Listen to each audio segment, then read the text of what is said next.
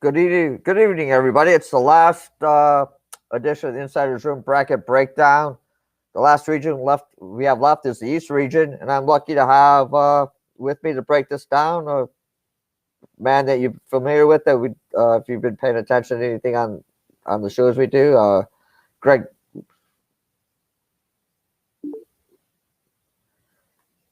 Greg the Greek. He's back. Hey there, So man.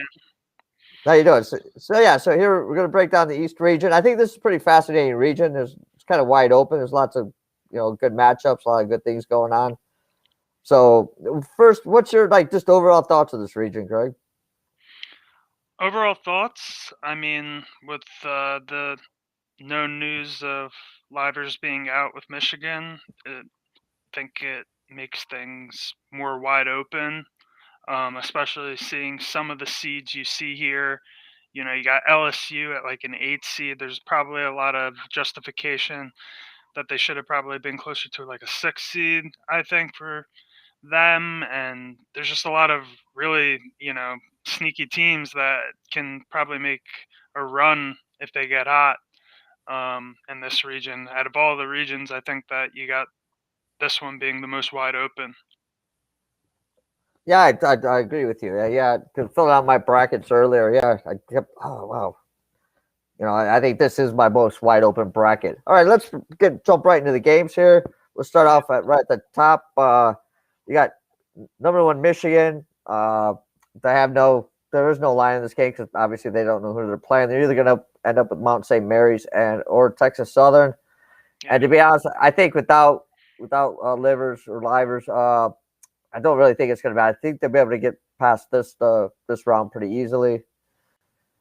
And then the 8-9 matchup, which is always the interesting ones in these tournaments, you got LSU, only a 2-point favorite over St. Nine Bonaventures. Any thoughts on this game?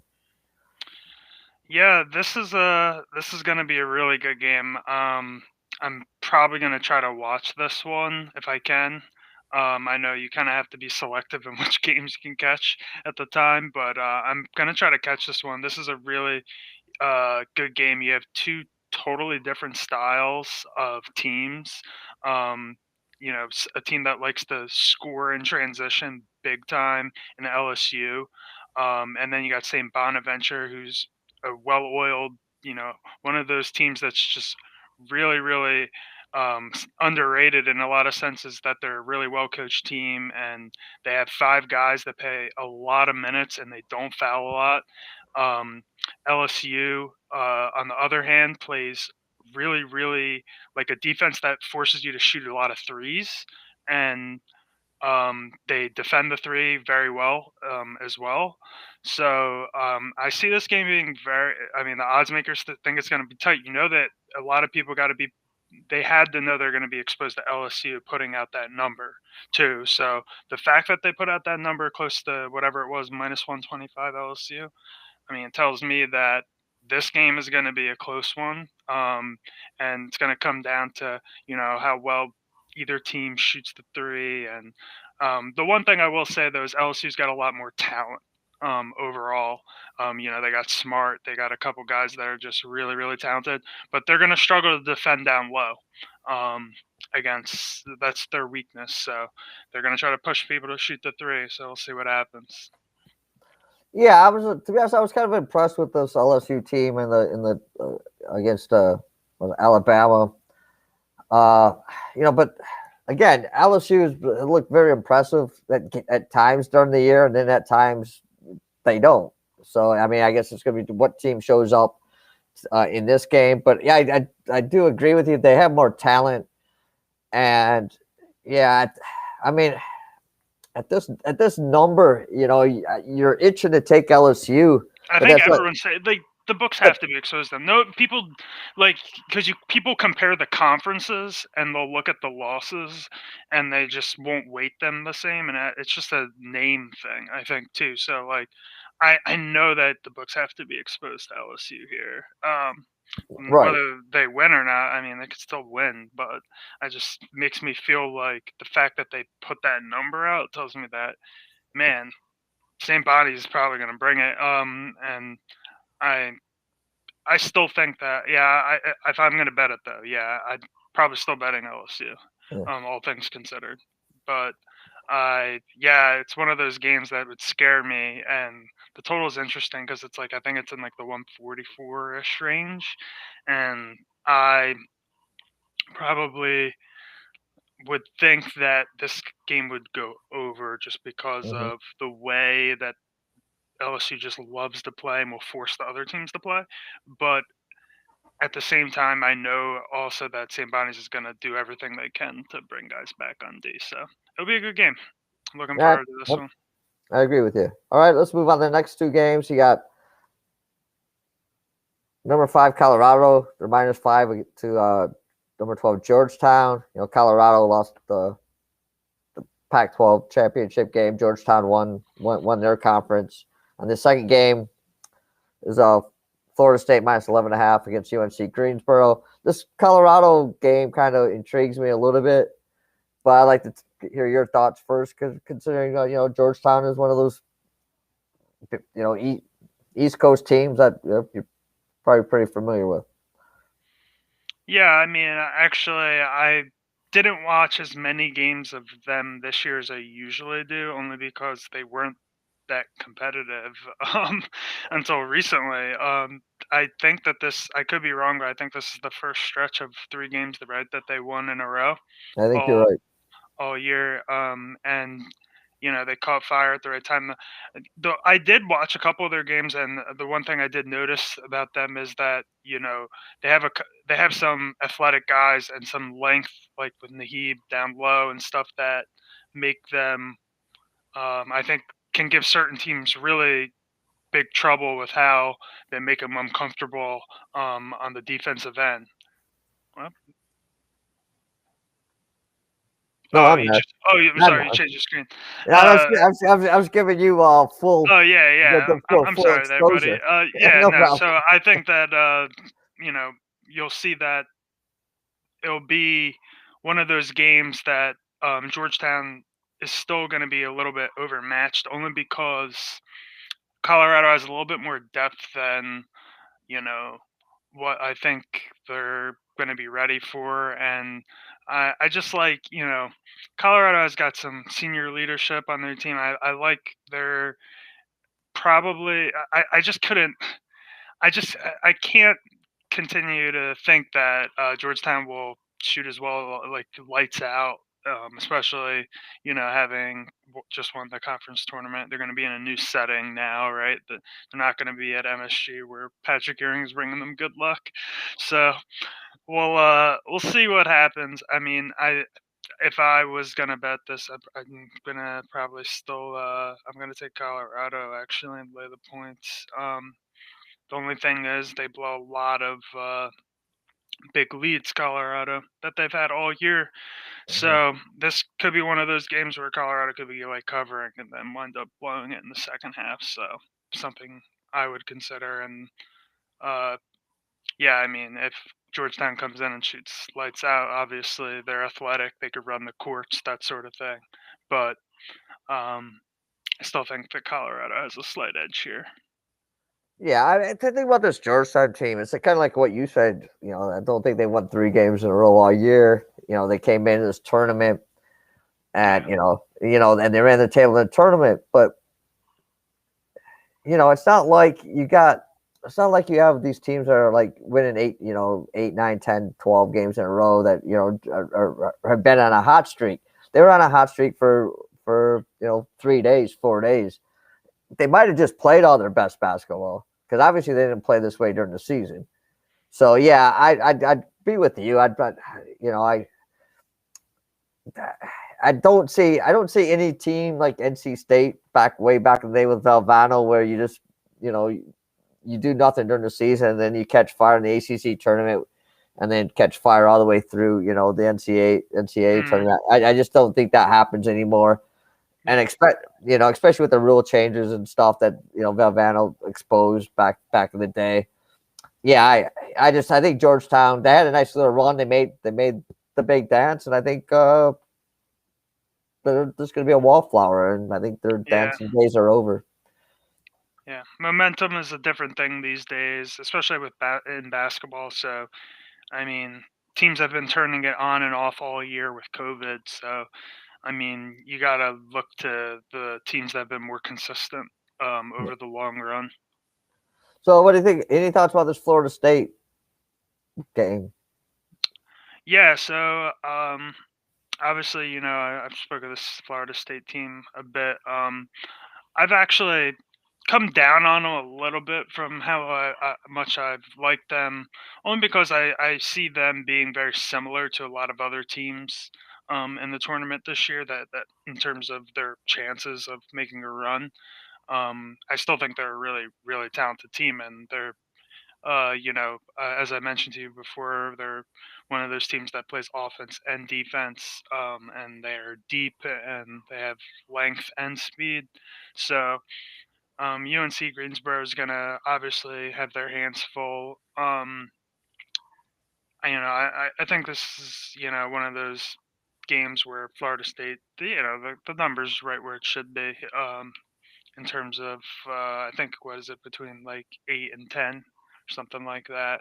I'm not sure exactly, but I I, think the last one, when I put this together, they were at like 11 and a half.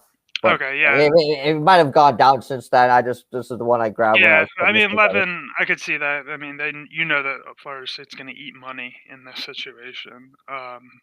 So I could see them making it 11ish. So yeah, that's pretty fair. I mean, UNC Greensboro, they're they're a team that I just think that they're going to struggle. Especially on the offensive end. Like to keep up with Florida State on efficiency. They're just not as efficient, and Florida State is going to be able to, I think, grind them down, especially over the course of 40 minutes. So you're going to see them, I think, just you know have trouble at times to score now. Um, they're a good team, but I don't think that this is necessarily one of those 13 over 4 upsets. Yeah, Florida State. I like Florida State. I like the Meyer. The thing I like about Florida State is they go 10 deep. They don't, and they don't have the set guys. Okay, it's whoever's basically hot. Leonard Hamilton will play. He'll go with a high head. But the one thing about Florida State, which bugs me about them, is they blew a chance to win the ACC regular season title.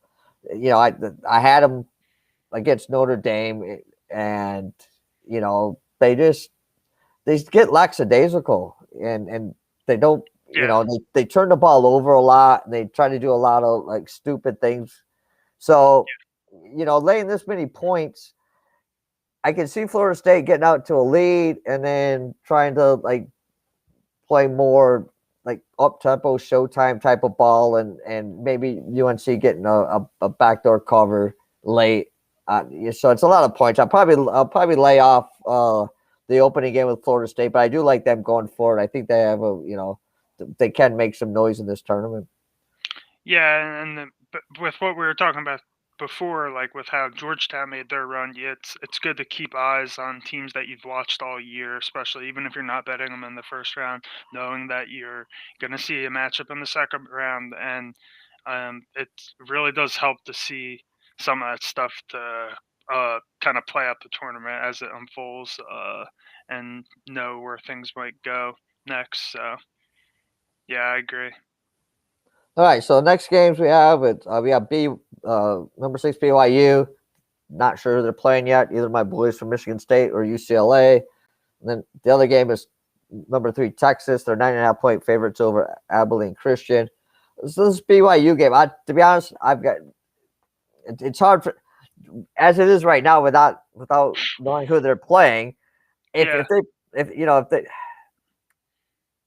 to be honest, it's hard to pick up against my boys. And I know. if it was BYU Michigan State, I'd probably You're put gonna my take the heart. points I'd with probably take my heart and take Michigan State. yeah. But I kind of I do like, even though they've hurt me a couple of times this year, I do like this BYU team. I think I like them too. I like them. They've got a couple good big guys. They play good basketball. So I mean, I guess we could talk about both.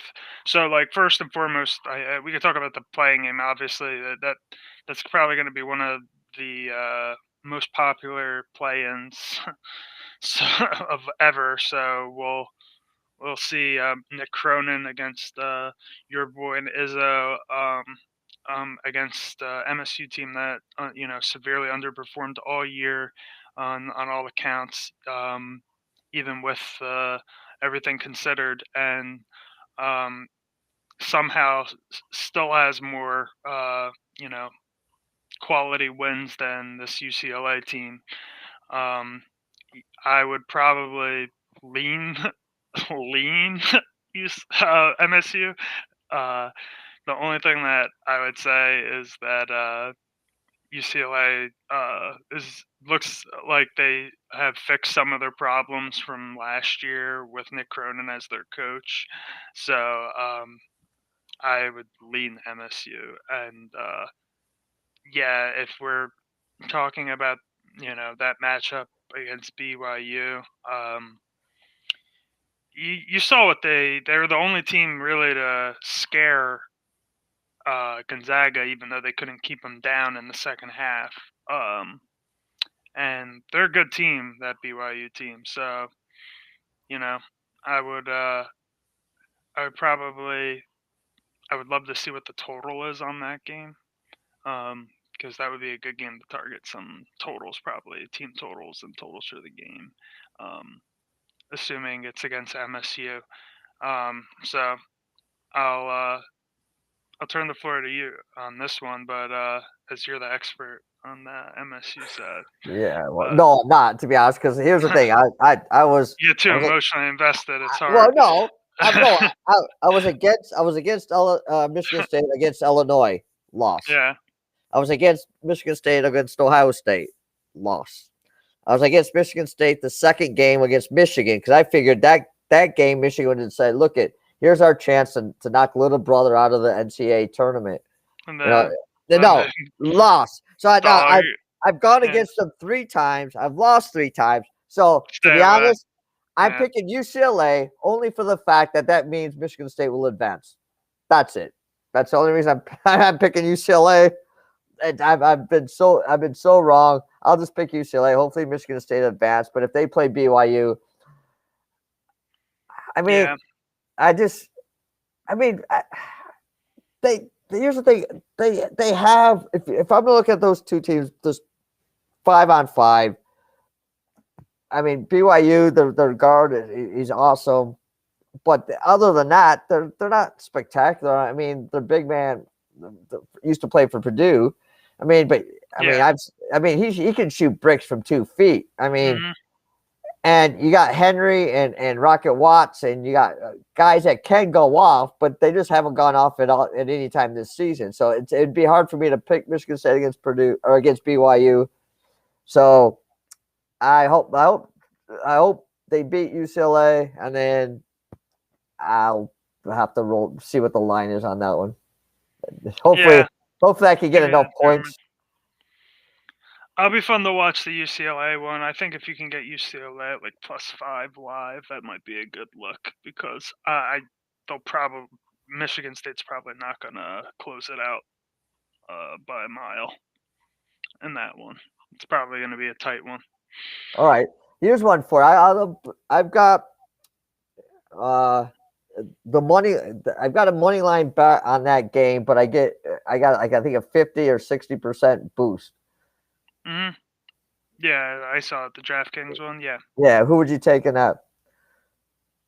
like I said, I'd probably try to look to like take the boost and try to take UCLA on live points on try to get them at like a good number at live at like +5 or +4. See I what'll know. happen, and just and then sit back and enjoy the game and then watch Yeah, it. yeah. But I Try to don't. middle. Well, but that's my point. Yeah, I understand that. Well, my point is, what's your first bet though? Because I can't. The boost doesn't happen on that. I have to take the money line before the game. Oh, oh, mine was automatically given to me as Michigan State +100. No, I've got Michigan State. I got like UCLA plus like 167 or Michigan State plus 1 something. Yeah, take Michigan State and then try And to then, hedge it the other way. Yeah. okay. Um, that's it'll be easier probably to find out. Obviously, you don't know what's going to happen like in the first half of the game, without knowing that. But you'll be there's going to be a lot more money coming in on the Right. MSU side in general, so you'll definitely want to do it that way. Right. Actually, I think this one might be at Twin Spires. Actually, there's like plus, or it's like a 60% or 68% boost or something on that Yeah, game. that's a very important thing to that question you asked, like knowing which way people are going to put the money and like the line's going to like more likely to trend like in general is good because it helps you like if you are gonna try to be in one of those hedging situations, like knowing where you're probably gonna get a little bit more value on the other side. Right. So All okay. right. All right.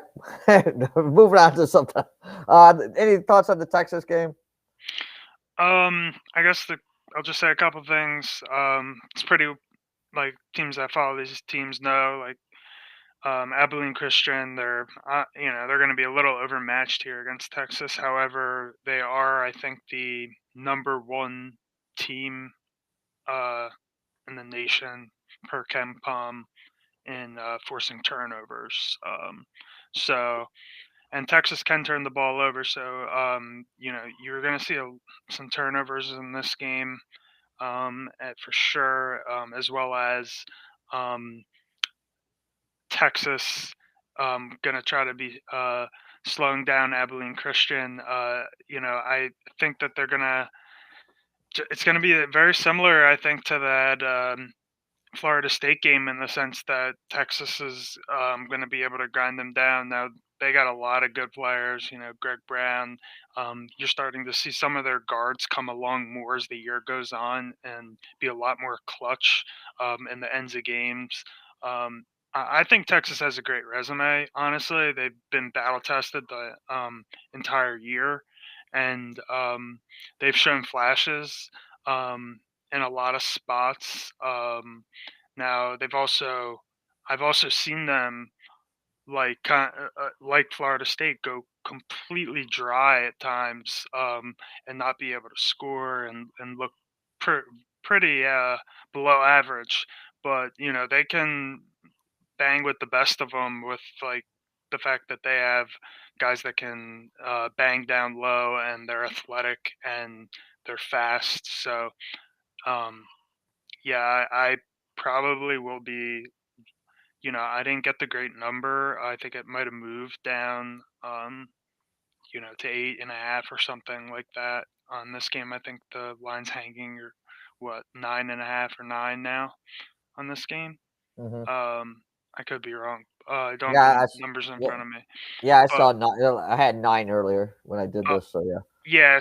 So I mean, I'll probably try to look to back Texas in some sort of way, just because I think that this is a team that Um, not that they're being like they're highly rated. It's just that I like them. I'm not sure if they got it in them to make like a Final Four run or that sort of thing. I just think that they're a pretty good team, and Shaka Smart's done a decent job.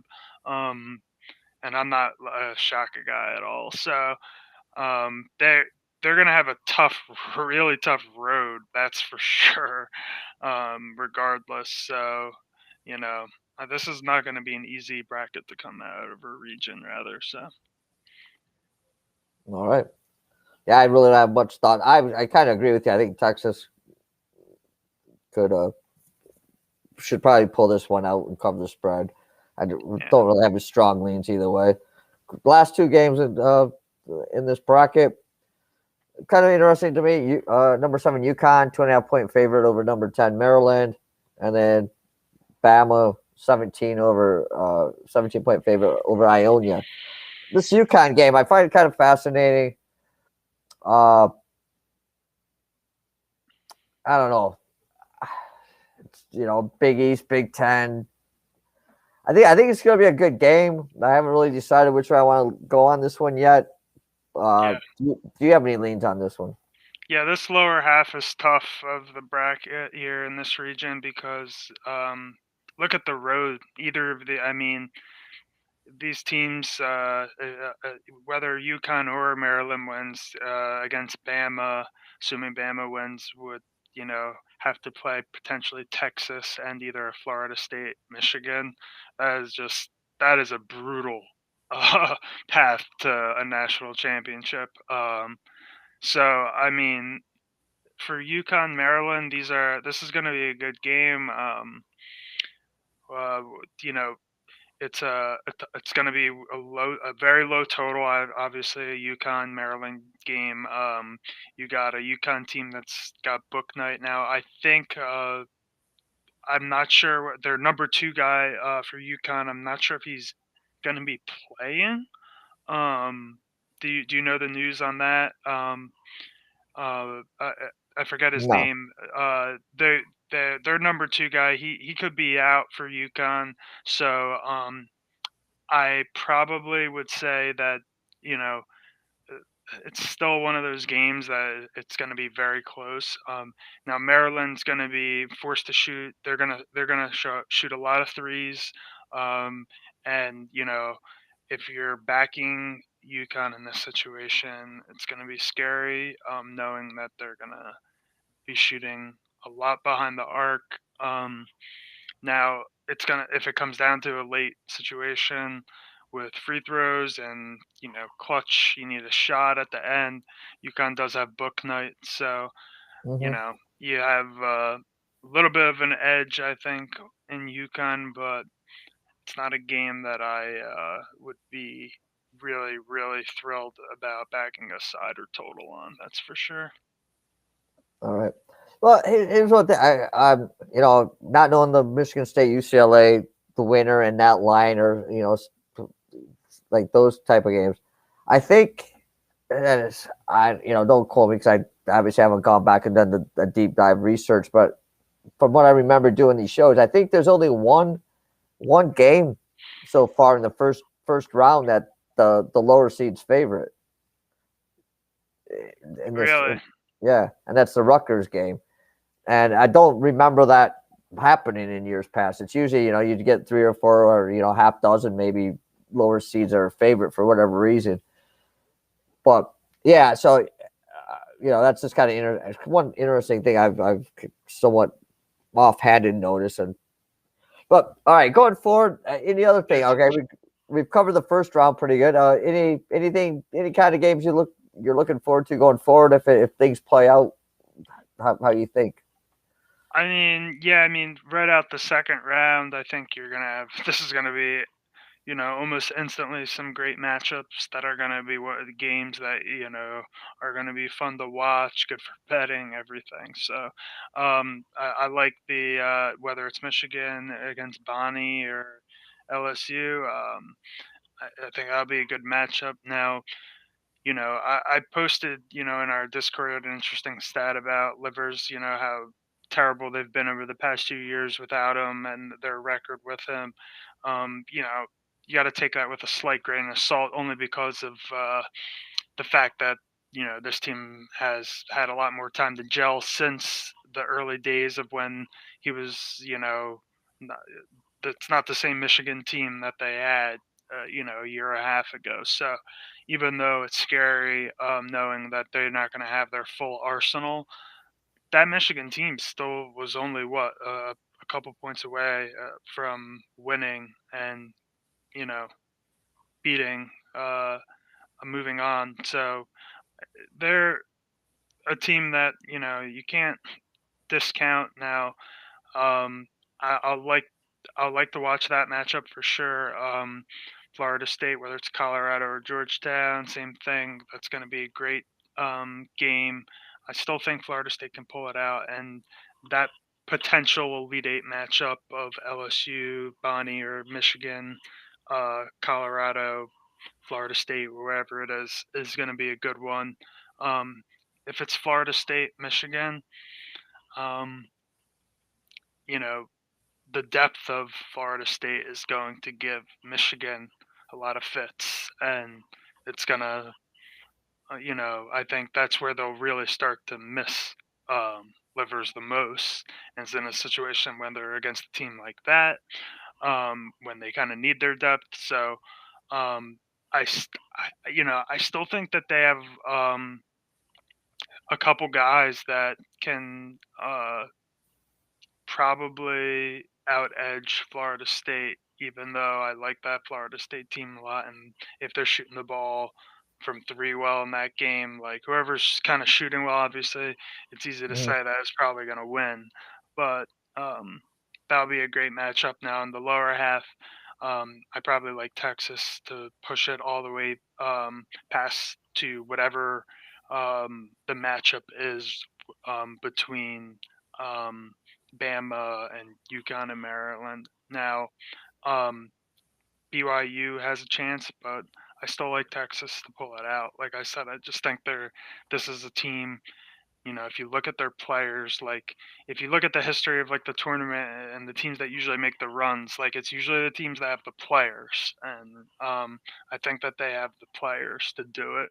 Um, um, then that Bama team, we haven't talked much about them because we didn't talk about their um, matchup, but you know they can if they are hitting their shots, man, they can beat anybody. So their team that is scary, and if they're playing Texas, that's gonna be a really good matchup. Now, like I said, they're not gonna have an easy road to get through UConn and Maryland, but if we get a Texas Alabama matchup, that will be a good one to watch. That's for sure, and there will be a lot of different angles in that game. Now, I I think Texas can slow Bama down and give them a lot of problems, but we'll probably see a lot of adjustments from these coaches by the time that those two teams come to face each other in the lower half of this bracket. So I would probably say if I had to go with a team that's gonna push out of the bracket, all in all, um, I'm probably going to go with Alabama, just because I think that all things considered, um, if they can play up to their potential, I think that they can outscore most of these teams. And I look with the conditions of this tournament being the way they are, with like it's not exactly going to be the same March Madness that we're used to seeing. I think the teams that can score are going to have a little bit of an edge, just because you know you're going to get some. You're not. It's not going to be the same environment that these teams are used to with some of the swings. I think the teams are going to be able to um, kind of get more comfortable in some of these settings than what you would normally be able to do in an NCAA March Madness tournament. It's still going to be the madness, but it's just that I see some of these games trending more towards the overs and that sort of thing. Yeah, I agree with you. I like this Alabama team. I mean, you know, they shoot the three like crazy, but I think it was a semifinal game in the SEC that they couldn't hit the broadside of the barn, but they got the job done with defense and scoring in other ways. And I haven't, and I thought of I think about Michigan. To me, it depends. Can Hunter Dickinson show up for a whole game, Yeah, being the big the big stud down low? I mean, sometimes he disappears for a half, and yeah. and, A lot of and then times he disappears. It's been foul trouble, though. If you look at it, yeah, but I though, don't. with him. I just the guy that big. It's a lot. I see a lot of games in the Big Ten. He just seems to play soft a lot down low. Yeah, yeah. This is And more of a technique guy, that's for sure. and I guess, and I haven't looked at this all that close, and I probably should have, and it's probably something I'll do in the next 2 days. But like teams like Alabama, teams that rely on a lot of 3-point shooting, I Yeah. guess. But where are they playing? What venue are they playing? Are they going to be playing in Hinkle Fieldhouse or Mackey Arena, or are they going to get stuck in Lucas Oil Stadium? I think that could play a big difference because you're shooting in Lucas Oil Stadium. It's a wholly different uh, background perception than shooting at a Hinkle Fieldhouse or normal college gym, and It's true. and and I think that could. And I haven't looked into it. I just something that kind of crossed my mind tonight as we're talking. But that could be something to kind of look at a little bit. Where are they playing? Because it does make a big difference playing in. I know they've got two courts in Lucas Oil. They've like cut it off in half, but still, it's just a different perception from It shooting. is. I mean, it feels like. I mean, if you've ever seen the camera angles of it, it's yeah, you can feel it just from watching it on TV. The difference. So yeah, I agree. That's a great point. And that's always the thing. Teams, coming to the Carrier Dome, just kind of different than playing at a Cameron and then going, playing these bigger type things. So yeah, it's kind of something to look at. Maybe kind of pay attention in the first round and see, teams are playing in Lucas Oil. Yeah. How I do they mean, shoot? Are they going to stay there or are they moving? And absolutely. And in terms of, how I'm always loving the live betting and angles and stuff like that. I mean, obviously, it's great to cap these games beforehand, like we are now, and understand where the value is pregame, because that really does help when you're in the live situations. Now, that being said, you always want to be watching and that sort of thing, because sometimes you can see the momentum of teams.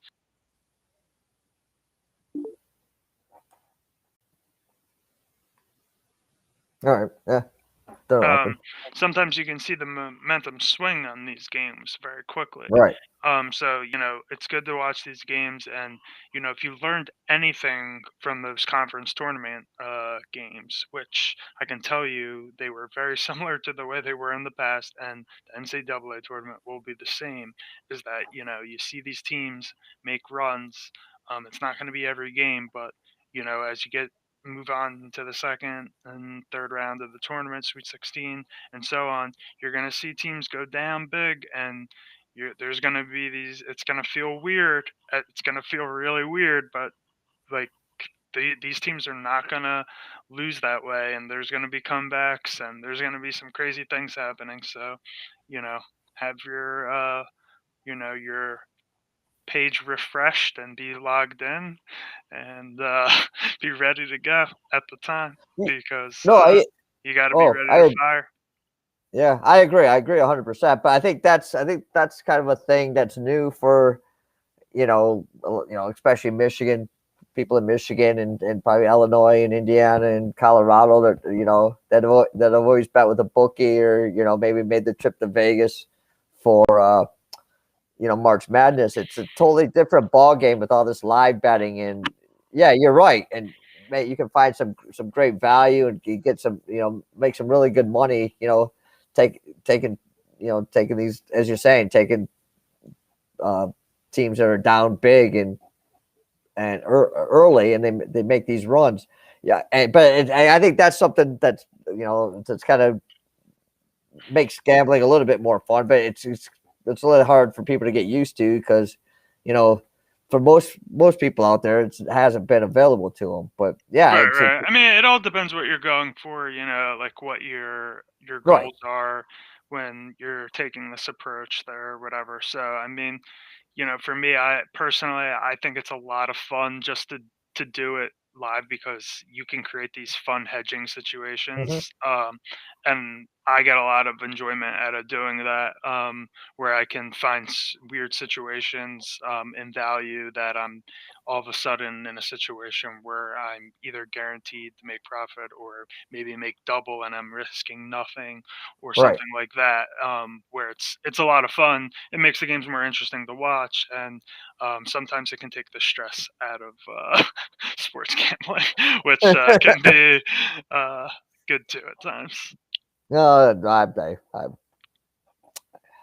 I'm 100% behind that. The less stress I can go through in my life, the better off I am. Yeah, I mean, and if I could go back in time and just think of every wager I've ever made, right? And think about, like, if I was sitting ready and just like really like thought through things through like I knew now and made Right. appropriate hedges, like there's no doubt that hedging long term would have made me like considerable amount more. So, take that for what it's worth. I mean, doesn't mean that hedging's a good strategy or anything for some people, but for the way I have done a lot of my sports bets. I've looked at it and it's always kind of made sense that wow, like over time, if I had taken this approach, you kind of can, you know, you'll win more, or for other people, you'll lose less. Right.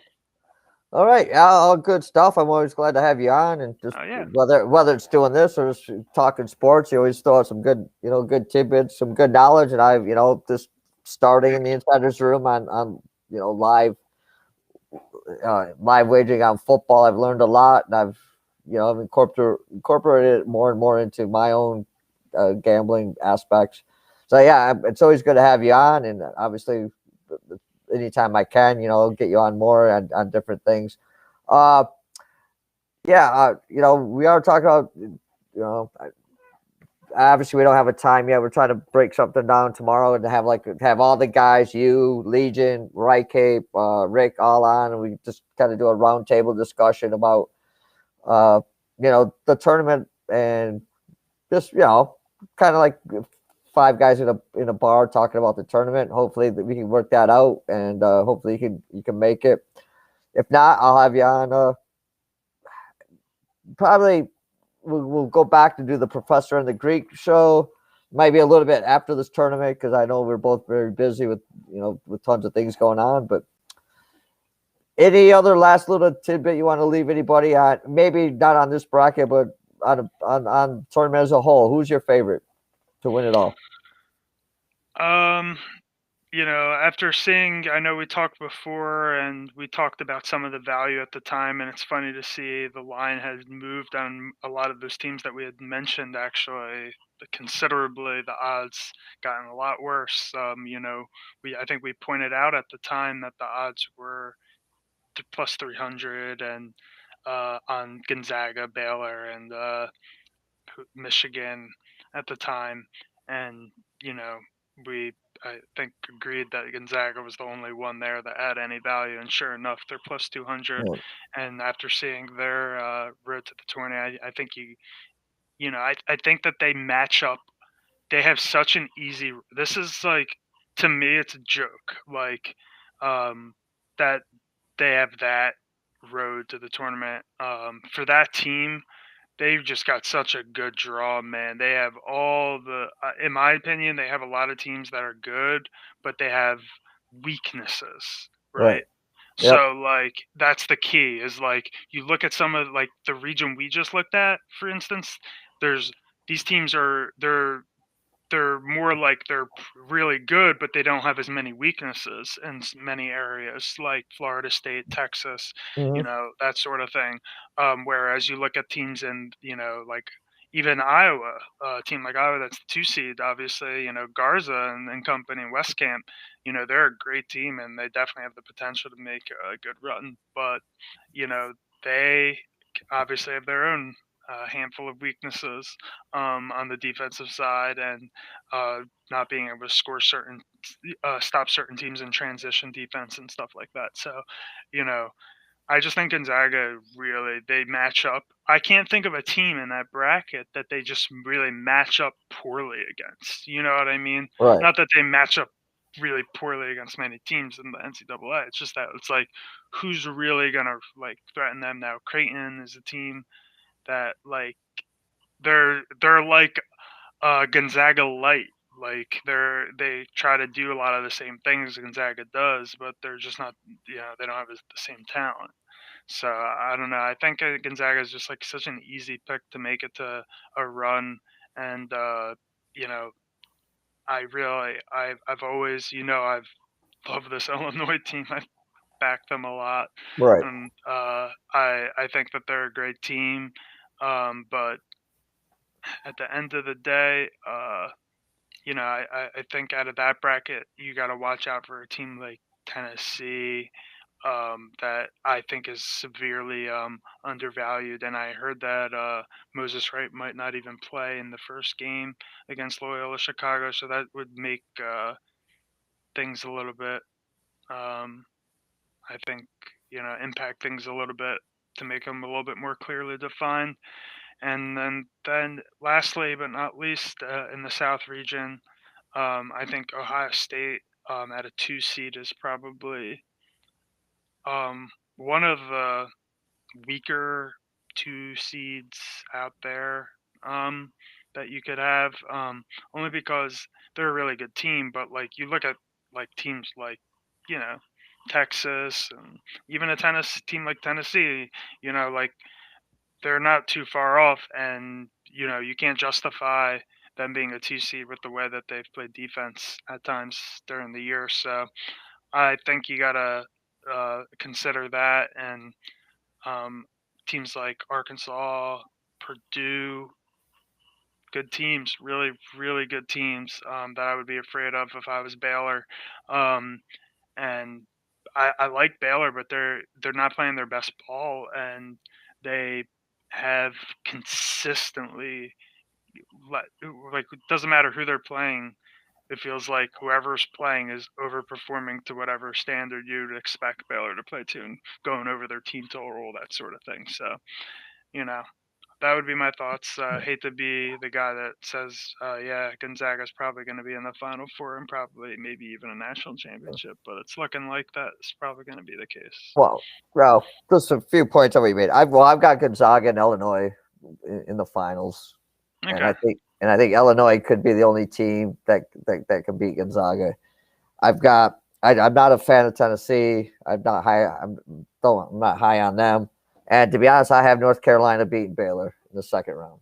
I think their height with this is it would be too much for Baylor. The only thing that scares me about that pick is the fact that they have young guards. North Carolina has young guards, and they are prone to turn the ball over, and that's that's one thing Baylor does well. But if somehow they can get a halfway decent game out of their backcourt, North Carolina's got four big guys that can dominate, and they'll dominate that small Baylor team.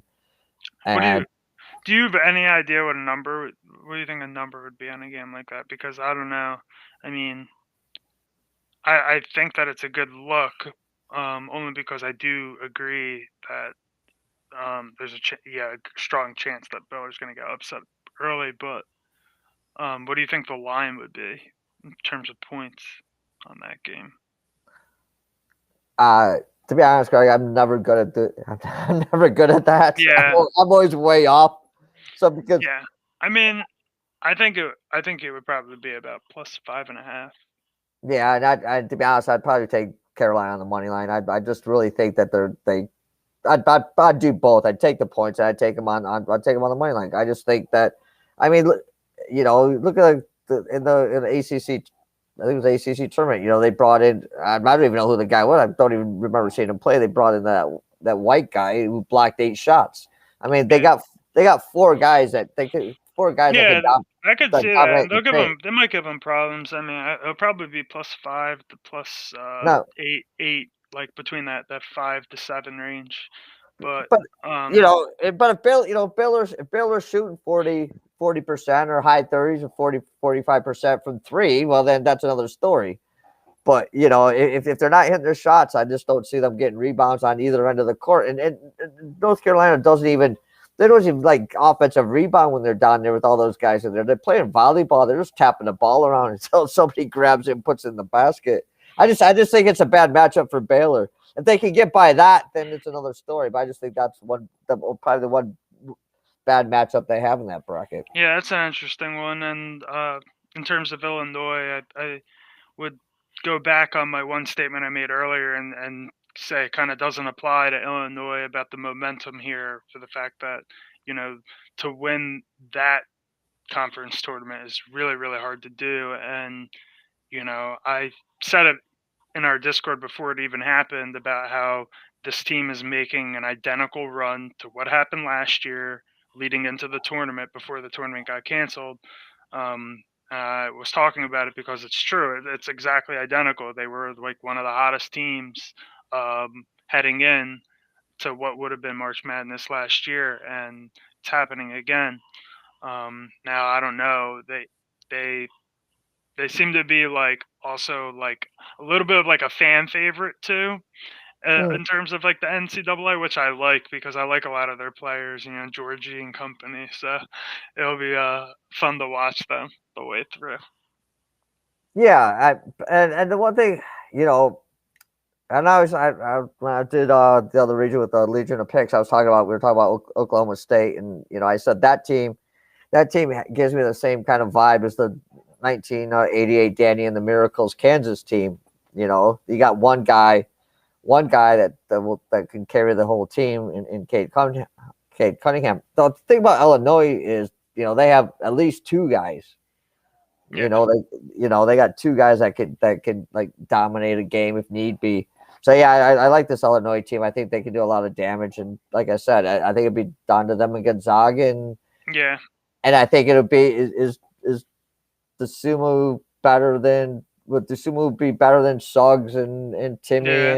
and Kispert, and that's You need where a guy down low too, though. Like Coburn, like you need a guy that is just his presence alone changes the way that the way you feel when your team's playing offense. Like when you have a guy like that, and Coburn's like one of those guys down low that like he intimidates you and he changes the right, way you approach the game. And like when that happens in that pressure situation, when you only have limited possessions and that sort of thing, you and it's a thing that you can see a lot more with your eyes as it's happening, and that's why sometimes it's good to like watch the games and see how they progress and watch them over a course of the tournament. You'll really get a feel for things. yeah, um, but yeah, yeah, it'll be good. It'll definitely be some great matchups that it feels like so long overdue after we got completely screwed out of not having a tournament last year altogether. So right. You at know, least we're getting it. and the thing about the thing about, I know we talked about Gonzaga a little bit. The thing about Gonzaga is my thing is, I know the Mountain West is not, it's not the Big Ten, it's not the Big 12, it's not, one of the top conferences. There are some good teams in there, but you look at this Gonzaga team, and they got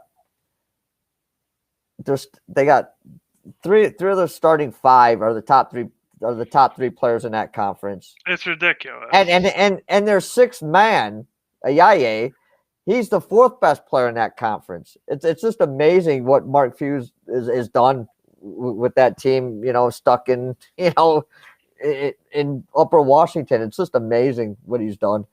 And Yeah, it is. They're a great team, and like we said before, like they're not even gonna like. They'll have to win some tight games, I'm sure, but like, who's gonna like really threaten them until they get late?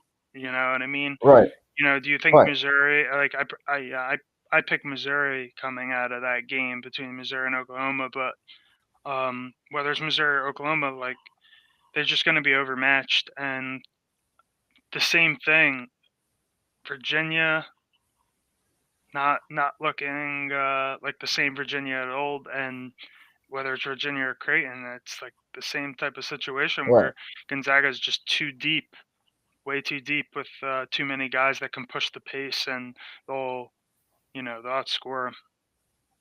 Yeah, but it was like there was a Mountain West championship game. What BYU was up big for like 4.5 minutes to go, and then they lost big. I mean, yeah, I mean it's a team. I've watched a lot of Gonzaga games. They can be frustrating, but because they seem half the time not to, just to be there. But when it's kind of like Baylor. It's not the same type of team as Baylor, but like when they want to play, when they want to turn it on, then it's just like boom. All right, we're done. We're done messing around. We'll just we're down 9. We'll be up 9 in a few minutes, in like 3 minutes. It doesn't matter. I mean, it's an amazing team, and yeah, hopefully, I hope they get to cut down the nets this year, because it's been a great story for the last 10 years or something. What's going on out there in Gonzaga? Yeah, I mean they've fallen short so many times, right? And it just feels like if there's ever a year like that this would be the year, almost like Tom Brady being destined to win the Super Bowl or Let's not go there. Jesus Christ. But here, here, here's the one. Yeah, thanks. It's St. Patrick's Day, and you had to bring up that. But but here's the one thing about this Gonzaga team, and I think it's as good as the other teams have been is Suggs. Yeah. You have no, but you have that one guy. You have that. I think it's the first 5-star guy they've ever got out there. But you've got that one guy, the NBA, that like top draft NBA talent that can take over a game if need be. And he's just a freshman. But they have so many, like you mentioned, Yeah, NBA talent guys. But they're always like that middle. The good NBA, but they're always like the middle. I mean, this is the one guy that just seems he's like they've always had good guys and good talent, but this is the one guy that just seems like okay, if you need one guy to take over a game, he can do it. I don't see Kispert's a great player. I don't see him do it. Timmy's a great player. He's not that. He just doesn't have that thing that he can just take over a game. I think Suggs does. I think that's what would make a difference this year for them.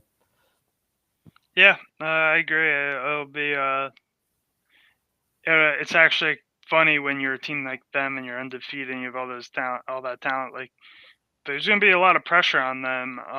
It won't happen probably till they get really battle tested in one of the later rounds, but they're going to face some. They're going to still have to earn it if they do make a Final Four run and to enter the AA tournament championship. Yeah, but here. Listen, my last favorite team that was undefeated was that UNLV team, and you know what? There's one thing about this tournament that it's going in Gonzaga's favor. They don't have to play Duke.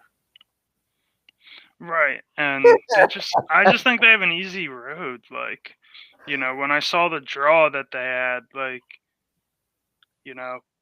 if I could have went back to that day when we were talking about not knowing what their draws would be, but I would definitely like to.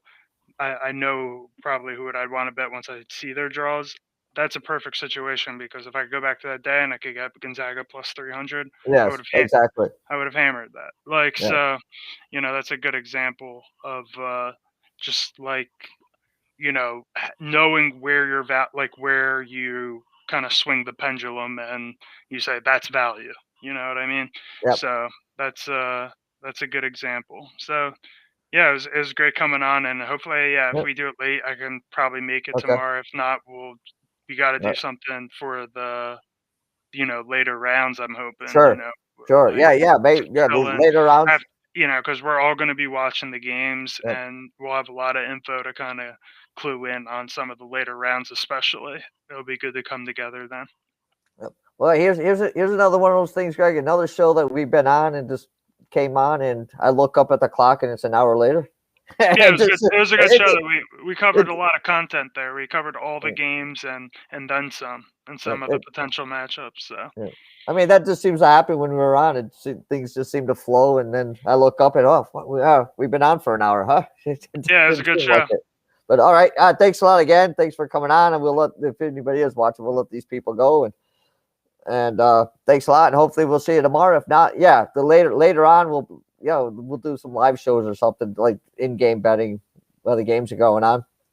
Yeah, absolutely. We definitely got to do that. Sounds good. All right. Take care, mate, and have a good one. You too, man. Take care. Yep. That was Greg the Greek breaking down the East region and then some. A lot of great information there from Greg. He always brings, some of the best information, best tidbits on lots of different things, live betting, hedging, lots of different things. Like we talked about, if hopefully we'll get all the guys together that broke down these regions, and we'll do kind of a roundtable discussion tomorrow night on the tournament as a whole, and just discuss what we think about this tournament going forward. Thanks, guys, for watching, listening, partaking, and as always, hopefully all your bets will be winners. I'm the professor Dan Kaiser. See you next time.